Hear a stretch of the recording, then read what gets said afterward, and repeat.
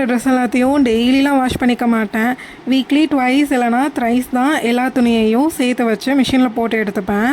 Last time நான் wash பண்ண அன்றைக்கி பார்த்தீங்கன்னா மேகம்லாம் நல்லா இருட்டிட்டு வந்துச்சு. சரி இன்றைக்கி அவ்வளோதான் சோலி முடிஞ்சு அப்படின்னு நினச்சேன். இத்தனை நாள் பார்த்தீங்கன்னா நல்லா வெயில் அடிச்சிட்டு இருந்துச்சு. நம்ம வாஷ் பண்ண அன்றைக்கி தான் இந்த மழை கிளை இது எல்லாமே வரும் போல். சரி மழை வர வரைக்குமாச்சும் கொஞ்சம் நேரம் மொட்டை மாடியில் காய போட்டு எடுத்துருவோன்னு ஒரு 3/4 மணி நேரம் கிட்ட மட்டும் போட்டிருந்துருப்பேன்.